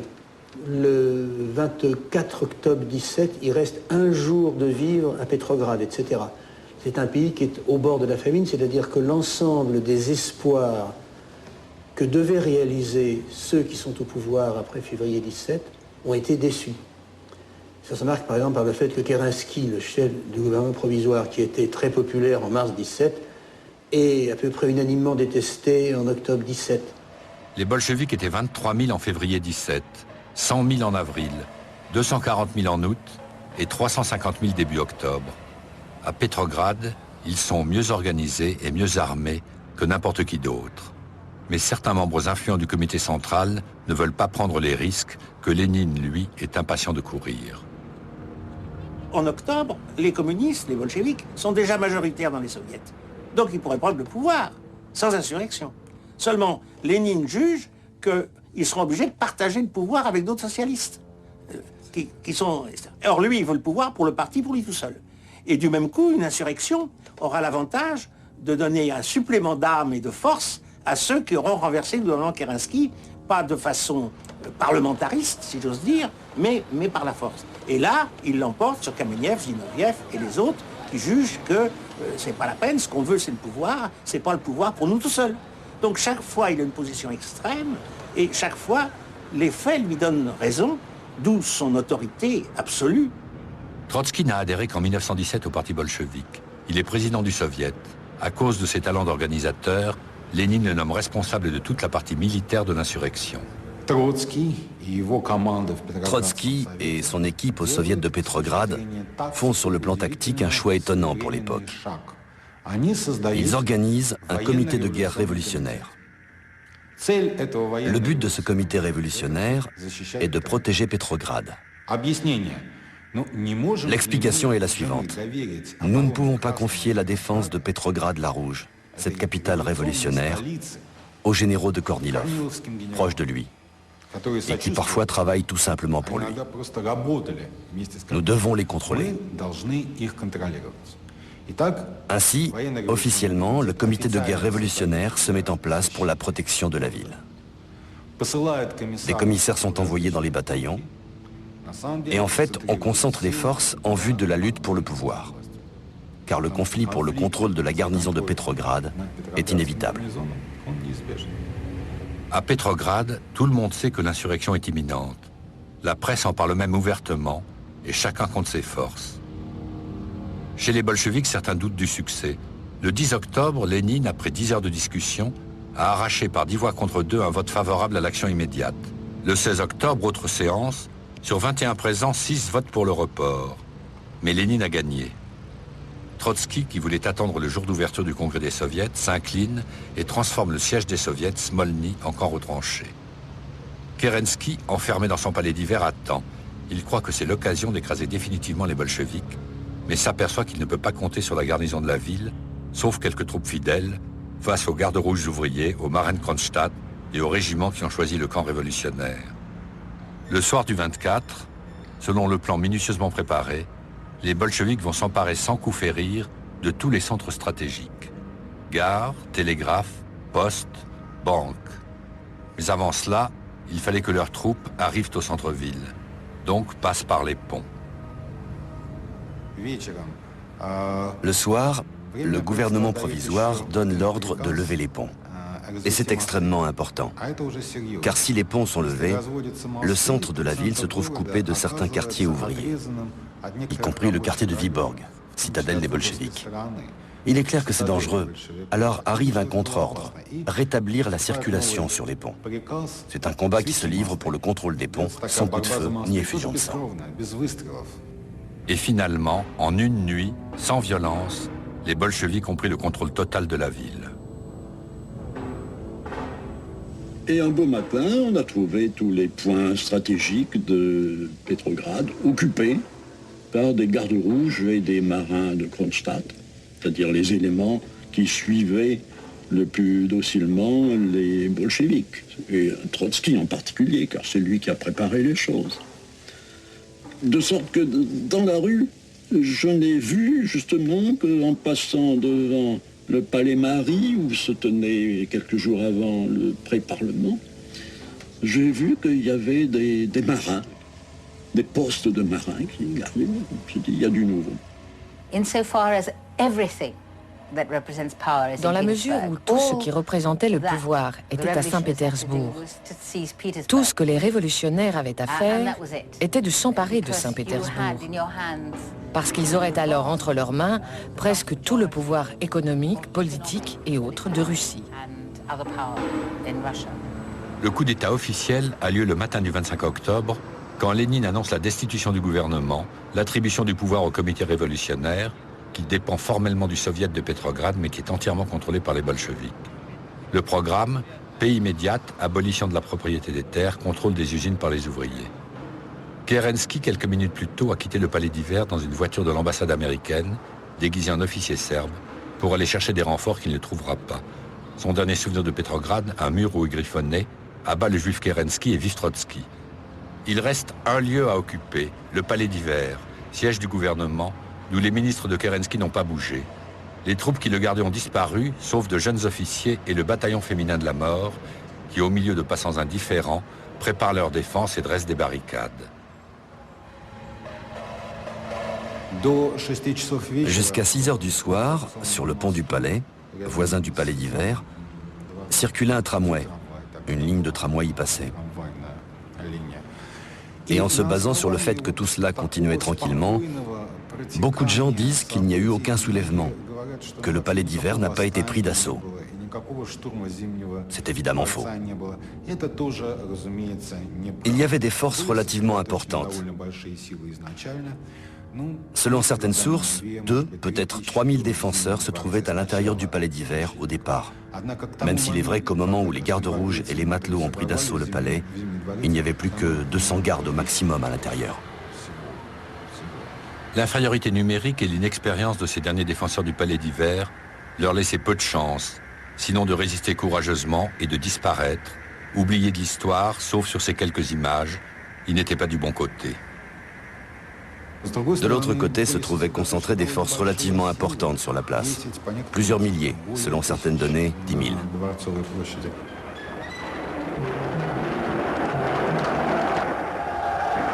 La prise du palais d'hiver commença le 25 octobre vers 23 h et fut terminée aux alentours de 2 h du matin. Malgré la preuve par Eisenstein, en réalité, ce fut un envahissement plus qu'un héroïque combat, et il n'y eut aucun mort du côté des assaillants.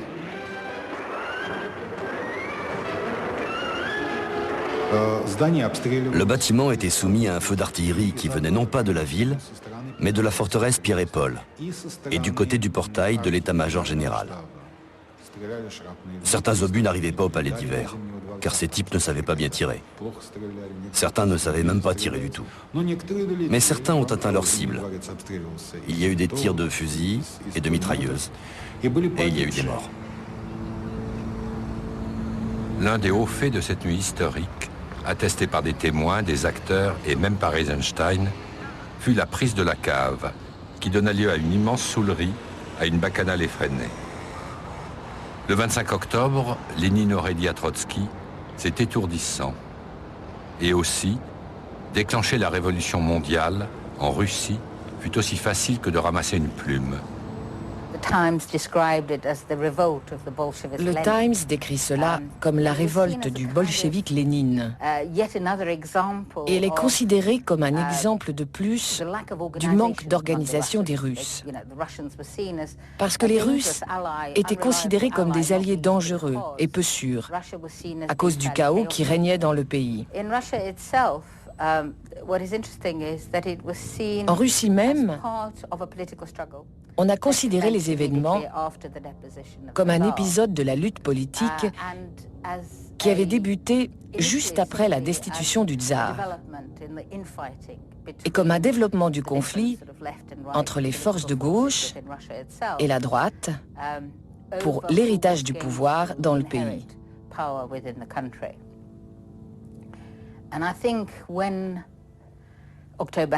Je pense que la révolution d'octobre a longtemps été évoquée comme Perevarot, c'est-à-dire un coup d'État, plutôt qu'une révolution.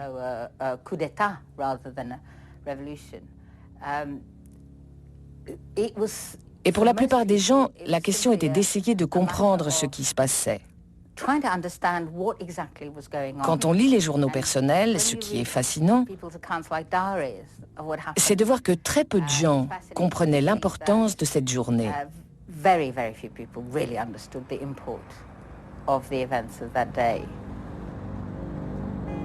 La bataille pour Moscou fut beaucoup plus meurtrière et longue que celle si facile de Pétrograd. C'était déjà la guerre civile. Les Russes, qui étaient pour les Soviets, n'étaient pas tous devenus bolcheviques pour autant. On dit que Lénine exulta le jour où il put dire « Nous avons duré plus longtemps que la Commune de Paris ». Les bolcheviks avaient compris les leçons des révolutions du passé. Ils exerçaient un pouvoir sans partage par le Conseil des commissaires du peuple, présidé par Lénine. Il y eut une assemblée constituante, promise depuis si longtemps, mais les bolcheviks y étaient très minoritaires, elle fut donc liquidée à sa première séance. La guerre était toujours là. Personne, allié ou adversaire, n'avait répondu aux offres de paix. Les Allemands menaçaient Pétrograd et on ne voyait pas venir la grande révolution des peuples d'Europe qui devait tout arranger. Les bolcheviks avaient besoin de l'armée, et l'armée d'un État, même bolchevique. Pour une bonne partie de l'armée, après tout, c'était aussi des hommes d'ordre. 30% des officiers russes de tout niveau choisirent l'armée rouge. Selon certains historiens, le lien entre l'état-major et les bolcheviks se fit par l'intermédiaire d'un très fidèle et ancien compagnon de Lénine, Vladimir Bonch-Broyevitch. Vladimir Bonch-Broyevitch, dont le frère, Mikhail Bonch-Broyevitch, était un général, ancien chef de la sécurité militaire et haut placé dans l'état-major. Quelques jours avant même le coup d'état bolchevique, Vladimir, le bolchevique, aurait demandé à son frère, le général, de se mettre au service du régime futur. Ce document, inédit jusqu'à aujourd'hui, témoigne de cette demande.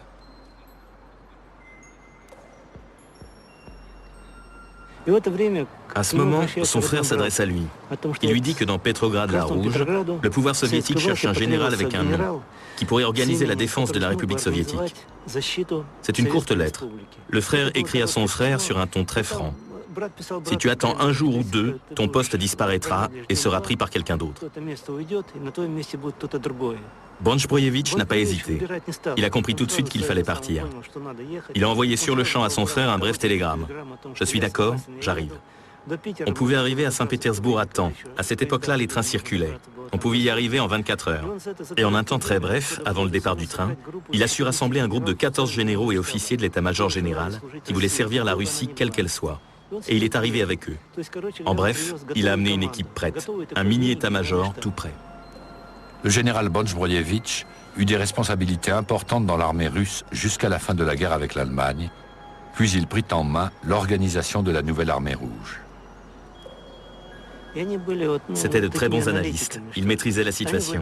Ils savaient ce qui se passait au front, sur l'arrière, connaissaient par exemple la disposition des unités, connaissaient l'emplacement et la nature des réserves. Ils avaient des informations qui permettaient d'organiser immédiatement le système de défense. C'étaient tous des professionnels. À cause, entre autres raisons, du lien étroit qui unissait les deux frères, certains en Russie ont bâti l'hypothèse d'une conspiration entre hauts responsables de l'armée et les bolcheviks. Mais cela relève plus d'une construction mentale que d'une déduction à partir de preuves tangibles.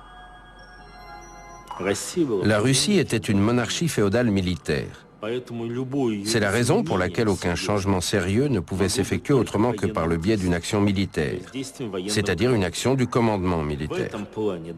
Dans ce cas, oui, il s'agissait d'une conspiration militaire, mais on remarquera qu'il s'agissait d'une conspiration très radicale, qui dans une certaine mesure était dirigée également par les militaires contre eux-mêmes. Et d'ailleurs, en termes de valeurs humaines, réfléchissez, est-ce qu'on a souvent vu au cours de l'histoire une situation où, au nom du patriotisme et de l'amour pour son pays, la couche sociale qui a accès au pouvoir dit « Nous n'en pouvons plus, nous allons à la banqueroute, nous passons le pouvoir à ceux qui peuvent s'en servir ». De mon point de vue, c'est un patriotisme colossal, fantastique. Mars 1918. Pour sauver la révolution russe, la Russie accepte ce que Lénine appelle la paix honteuse. À Brest-Litovsk, Trotsky négocie 3 mois avec les empires centraux. Contre beaucoup de ses camarades, Lénine a voulu cette paix à tout prix. Elle coûte à la Russie un bon quart de sa population, Ukraine, Finlande, Pays-Baltes, un quart de sa production agricole et industrielle, 75% de son fer et de son charbon. Le fragile État bolchevique évite la conquête allemande, mais ne va pas échapper à la guerre civile. Le premier grand décret était le décret sur la paix. Et comme le décret sur la terre, qui suivit rapidement après, il était énoncé en termes très vagues. Il était plein de promesses et d'attaques contre la politique de l'ancien gouvernement. Mais il ne disait pas comment obtenir la paix, ni comment on allait vraiment redistribuer la terre. On va reprendre la terre à ceux qui la possèdent illégitimement, mais comment on va la restituer, c'est une autre question.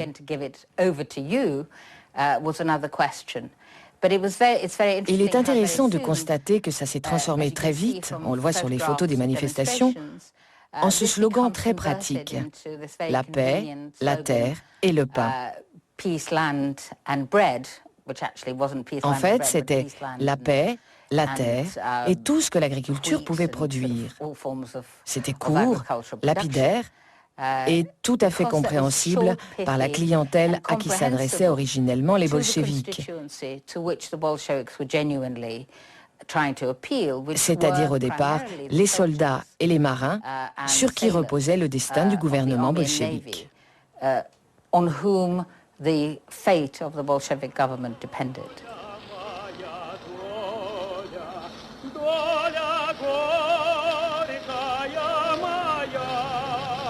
Plus que le coup d'octobre 17, la grande victoire des bolcheviks fut de gagner la guerre civile qui suivit, face à des armées blanches menées par des généraux qui avaient autant méprisé Kerensky que Nicolas II, mais qui haïssaient plus que tout les bolcheviks.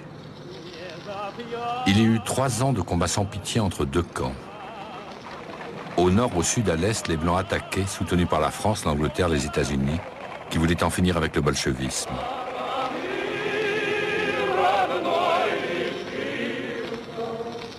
Ils furent tout près de prendre Moscou et Pétrograd, mais l'armée rouge, sous l'autorité de Trotsky, s'organisait et finissait par prendre le dessus.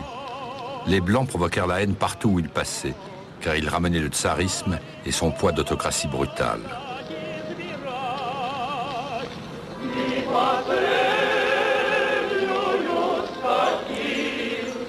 Ce fut terreur rouge contre terreur blanche, chacun étant fanatiquement résolu à exterminer l'adversaire.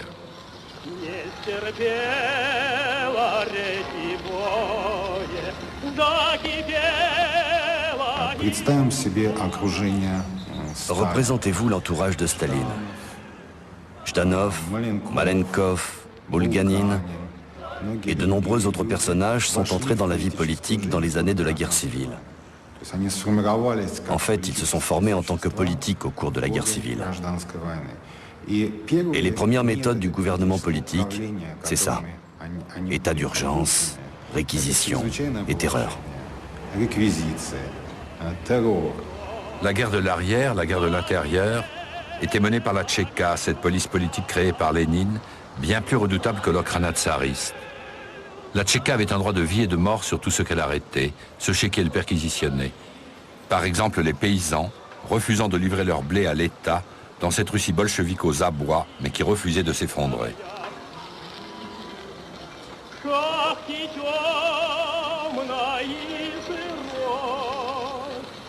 Ce sont des hommes de la Tchéka, sur leur propre initiative, ou plutôt sur ordre du sommet, qui, dans la nuit du 16 juillet 1918, assassinent le tsar et sa famille, femmes et enfants, par peur, dit-on, de voir les Blancs venir les libérer.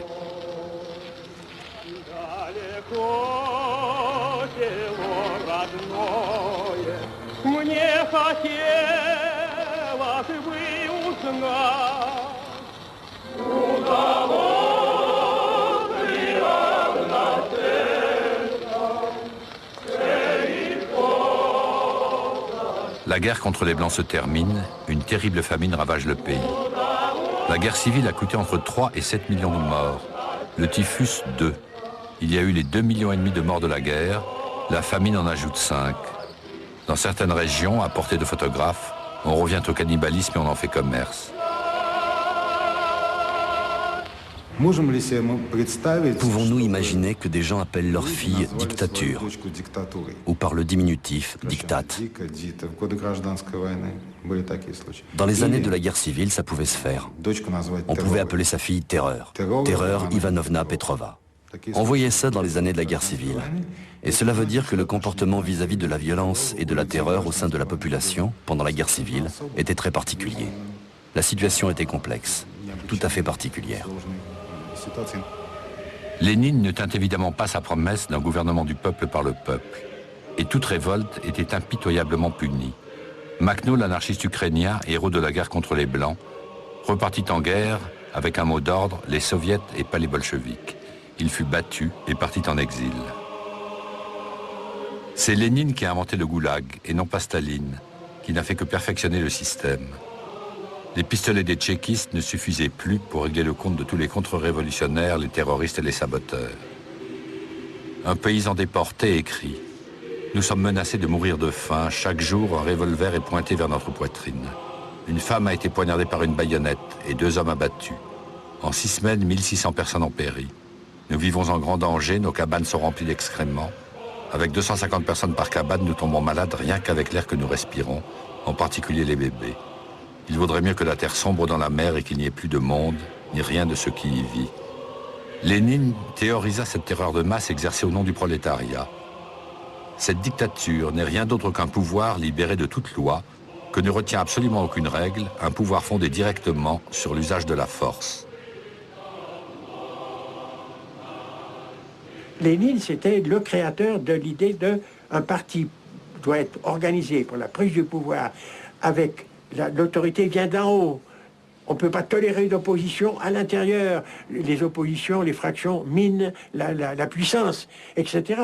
Et il a fait peur à Rosa Luxembourg. Il a été beaucoup de révolutionnaires dit, mais attention, on va aller vers une dictature, vers l'étouffement des libertés. Hein. Mais seulement, effectivement, c'était en même temps une bonne pratique. C'est vrai que ça a servi. Hein. La matraque, la trique, les déportations, les exécutions, la terreur, c'est utile. Hein. Je veux dire, c'est efficace quand c'est bien mené. Kronstadt, une forteresse sur une île, 30 km au large de Petrograd. Les marins de Kronstadt, héros légendaires, s'étaient déjà révoltés en 1905 et 1906. En février 17, ils s'emparent de la forteresse, exécutent les officiers supérieurs et forment un soviet. Ils sont en octobre les fers de lance de la Révolution. Anarchistes dans l'âme, en mars 1921, c'est leur dernière révolte. Les dirigeants de l'insurrection étaient ces marins de la mer Baltique qui avaient conduit la révolution à Petrograd. Ils ont choisi un slogan, les soviets sans les bolcheviks. La particularité de Kronstadt était qu'il y avait parmi eux beaucoup de paysans des provinces de Pskov, Novgorod. Ils recevaient des lettres de chez eux disant que les gardes rouges étaient là et qu'ils confisquaient tout ce qui peut être confisqué chez les paysans. Provisions, pain, pommes de terre et tout le reste, sans rien donner en contrepartie. En fait, les détachements chargés de la réquisition des aliments se livraient à un racket pur et simple.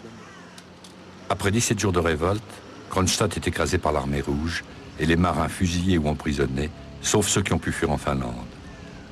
La révolte et la répression de Kronstadt, comme celle des paysans de Tambov quelque temps avant, marquent la fin d'une utopie, la fin du rêve du gouvernement du peuple à travers les soviets.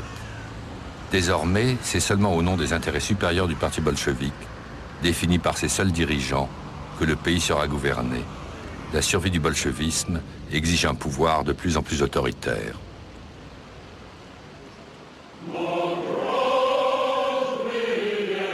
La destruction définitive de l'ordre ancien exige celle de l'Église orthodoxe. En 1922, les églises, les trésors, sont pillés sur les ordres directs de Lénine. Mais pour faire disparaître cette religion, qui n'a pas sa place dans la société socialiste, il faut éradiquer son clergé. Rien qu'en 1922, plus de 2500 prêtres, 2000 moines, 3500 moniales seront tués. La place est libre pour les tenants de la nouvelle foi.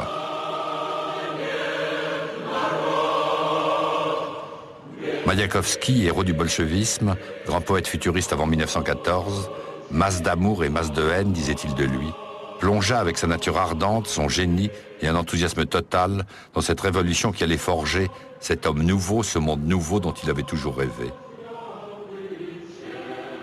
Il se suicida en 1930. En 2006 à Moscou, une grande exposition lui est consacrée.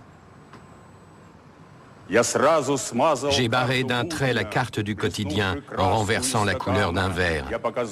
J'ai montré sur un plat de gelée les pommettes obliques de l'océan. Sur l'écaille en fer blanc d'un poisson, j'ai lu l'appel de lèvres nouvelles. Et vous, pourriez-vous jouer un nocturne sur la flûte d'une gouttière?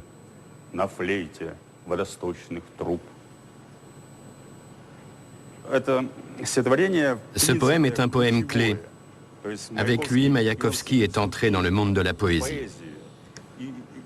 Il y a une sorte de frontière entre la poésie égale et belle, aux sonorités douces, et celle de Maïakovski.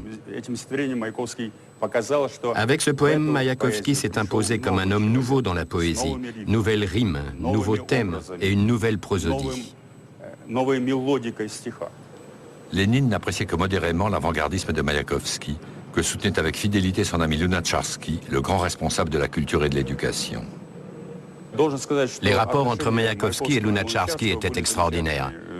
Lunacharsky aimait Maïakovski. Même si Maïakovski critiquait parfois Lunacharsky, celui-ci s'adressait à Maïakovski avec beaucoup d'autorité. Il voyait l'immense talent de Maïakovski. Il comprenait que Maïakovski pourrait apporter à l'art qui venait, à l'art socialiste, un grand renouveau, qu'il était l'homme que la nouvelle vie attendait.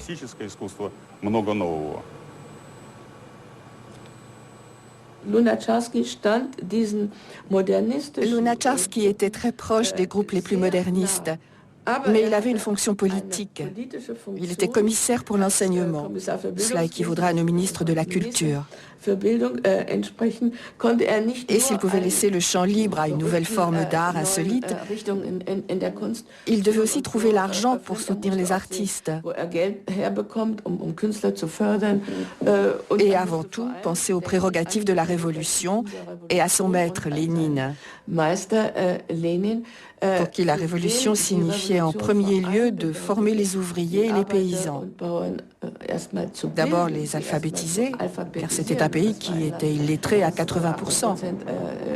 Et nous ne pouvons pas dire que Lénine n'avait pas le sens de la culture, mais Lénine était un pragmatique, c'était un politicien. Et il pensait que ce qui était primordial, c'était que ce peuple puisse apprendre à lire et à écrire. La propagande, à l'égal de la violence, avait toujours été considérée par Lénine comme une arme décisive. Dziga Vertov, l'un de ces brillants cinéastes qui rejoignirent la Révolution, était un génial documentariste, un grand poète. Il faisait découvrir, sur un train qui sillonnait la Russie, le cinéma à des gens qui n'avaient jamais eu la chance d'en voir.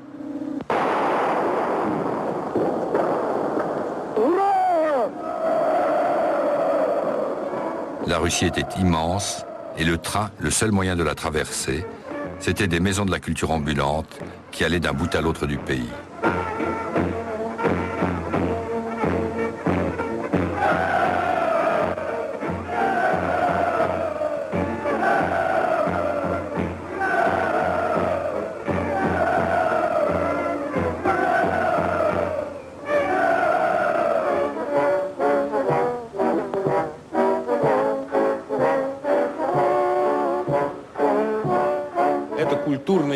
Cette expansion culturelle vers l'intérieur de la Russie impliquait des expositions de peinture, des projections cinématographiques. C'est pour ça que Lénine disait « Le plus important des arts est l'art cinématographique ». Des caravanes avec gramophone racontaient les actes et diffusaient les discours de Lénine. Un gigantesque programme culturel et révolutionnaire. Ce qui est magnifique, c'est que cette expansion était apparemment minimale, alors qu'intérieurement, les tentacules du processus atteignaient les régions les plus éloignées, les coins les plus reculés. À l'époque, l'idée de jouer un opéra ou un spectacle classique pour les paysans ne paraissait pas tellement utopique. La Révolution et la guerre civile n'avaient pas d'un coup de baguette magique fait sortir la Russie profonde de son illettrisme, d'où l'utilisation intensive de l'image au service de la propagande. Les affichistes étaient remarquablement inventifs et efficaces dans ces années d'âge d'or de la culture russe, où peintres, sculpteurs, musiciens, hommes de théâtre, architectes rivalisaient de talent. Mais cela ne dura pas, et les génies russes partirent pour la plupart en exil. Lénine, et encore moins son successeur, n'appréciait guère l'avant-garde et la liberté qui va avec. Les grands peintres, les Kandinsky, Chagall, Larionov ou Goncharova, ont commencé à définir leur ligne artistique, futurisme et constructivisme, avant la Révolution. Nous connaissons de nombreux tableaux qu'ils ont peints en 1906, 1907, 1914, 1915. Mais pour eux, la Révolution signifiait sur ce point un incroyable enrichissement. Parce que leur sentiment, c'était « désormais tout est permis ». À présent, nous pouvons tout faire. C'est une liberté sans borne que nous avons, nous les artistes. Et en plus, nous avons un État qui n'exerce plus de contraintes par l'intermédiaire de l'Académie des Beaux-Arts, de certains musées, ou pour le théâtre avec le théâtre impérial. Avec une politique théâtrale très traditionnelle, déterminée par le goût de la cour ou de la bourgeoisie.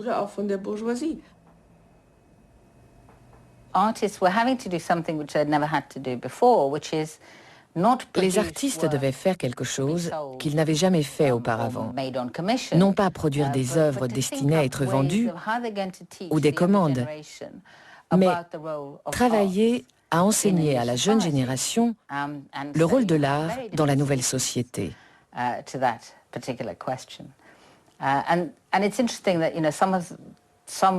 Quelques-uns des plus grands artistes étaient capables de produire de la vraie propagande, aussi bien que de la contre-propagande. Et ça ne posait pas de problème.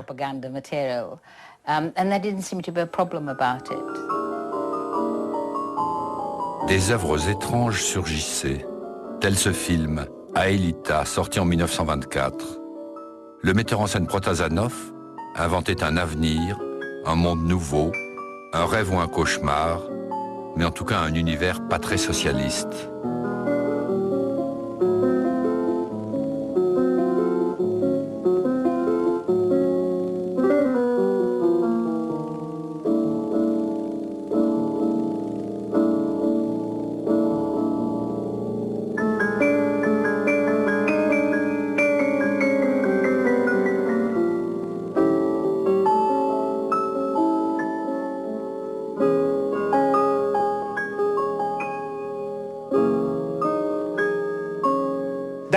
Même Lénine, qui entre nous était un piètre marxiste, qui ne s'inspirait pas de la théorie de la reconstruction économique de la société, même Lénine espérait l'arrivée d'un homme nouveau et considérait que sa plus grande réalisation était la création des samedis communistes, avec des hommes nouveaux qui allaient travailler bénévolement.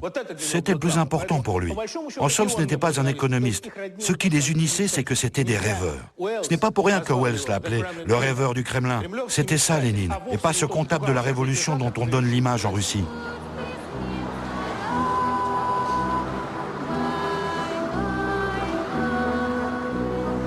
Lénine mourut en 1924, réduit au silence par la maladie depuis des mois. Staline, successeur de Lénine qui ne voulait pas de lui, resta au pouvoir jusqu'à sa mort en 1953. Il avait ordonné la mise à mort de Trotsky, assassiné en 1940 à Mexico. Kerensky survécut en exil jusqu'en 1970. Et l'Église orthodoxe lui refuse un enterrement religieux comme responsable de la chute de la Russie.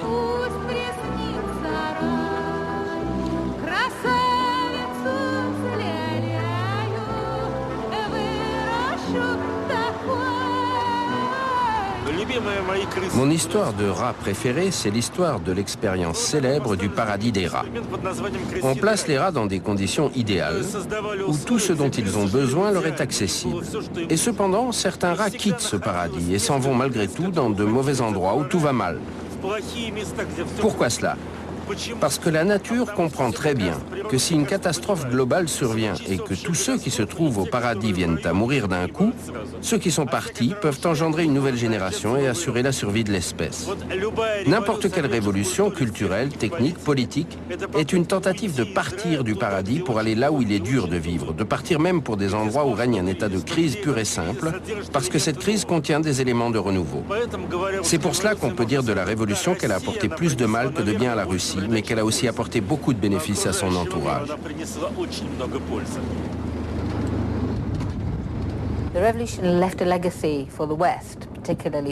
La révolution a légué quelque chose à l'Occident de l'après-guerre, dans le sens où les gouvernements de l'Ouest connaissaient désormais le danger qu'il y a à ne pas satisfaire les aspirations potentiellement dangereuses, révolutionnaires, les aspirations de ceux qui veulent une plus grande équité économique et sociale. Donc on peut dire que c'est l'Ouest qui a connu depuis la guerre un accroissement de son niveau de vie, de la qualité de la vie, qui a le plus bénéficié de la révolution. Il y a ceux pour qui la révolution russe fut la première catastrophe du siècle. Mussolini puis Hitler sont étaient très influencés par la technique du coup d'État et par la réussite de Staline, de Lénine d'abord, puis de Staline ensuite, pour l'instauration d'un État totalitaire. C'est la création, Lénine est le créateur de l'État totalitaire, c'est-à-dire la plaie du XXe siècle. Pour d'autres, il ne faut pas, comme on dit, jeter le bébé avec l'eau du bain. Les esprits brillants, d'une façon ou d'une autre, vont toujours imaginer de reconstruire le monde pour le rétablir sur des bases plus rationnelles et plus parfaites. Et tôt ou tard, ils arriveront à leur fin. La première fusée a explosé lors de son lancement, mais l'exploration spatiale a continué. Ce fait que le projet soviétique s'est effondré. Par la force de l'imperfection de la nature humaine et du fait de la spécificité de l'Empire russe, de manière relativement honteuse, n'empêche pas que des projets similaires seront entrepris. Nous allons sûrement voir ça de notre vivant. Un jour, notre médiocrité actuelle nous sera insupportable.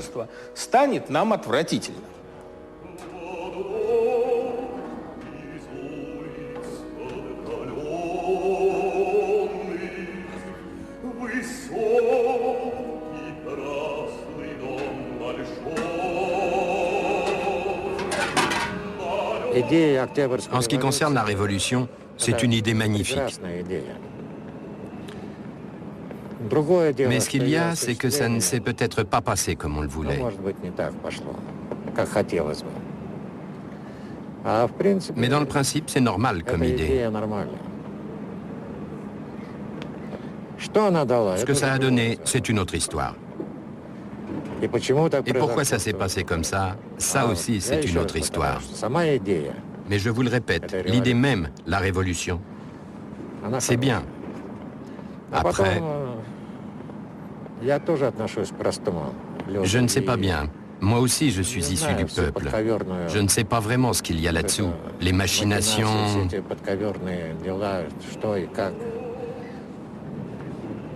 Mais je le répète encore, l'idée de la révolution est bonne.